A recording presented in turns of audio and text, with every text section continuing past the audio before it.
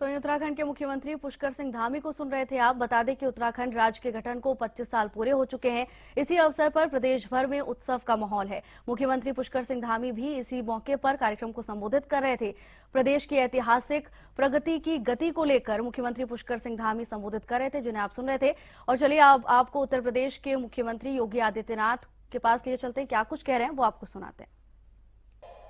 और बिहार की धरती में ही आचार्य चाणक्य और चंद्रगुप्त मौर्य की जोड़ी भी बिहार की धरती की ही देन है देश को। ये महापुरुष इस बात के साक्षी हैं कि बिहार जब विकसित होता है तो भारत विकसित होता है, बिहार खुशहाल होता तो भारत खुशहाल होता है।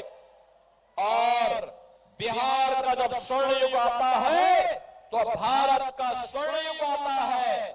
और भारत के स्वर्ण युग में फिर से आपका आह्वान करने के लिए आज मुझे भी नर्मदगंज के बहाने और अररिया में आने का सौभाग्य प्राप्त हुआ है।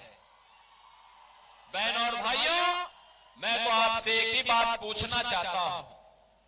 जो बिहार दुनिया को ज्ञान देता था, नालंदा जैसा विश्वविद्यालय देता था, जिस बिहार ने दुनिया को ज्ञान दिया,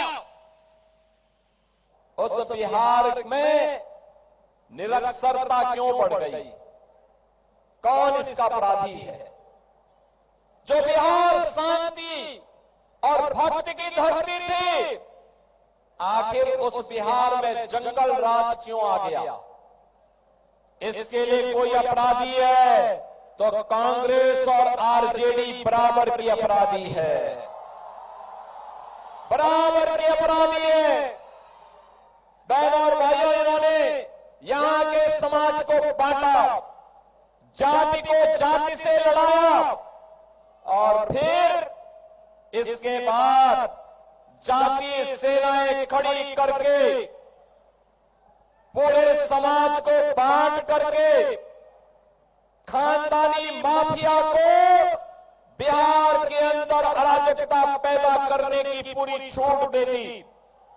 परिणाम सबके सामने है। बिहार अपनी पहचान के लिए मोहताज हो गया।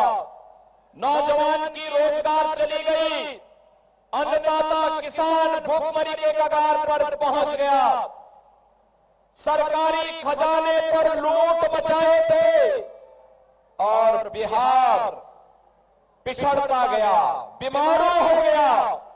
भारत का स्वर्ण युग देने वाला बिहार बीमारू हो गया।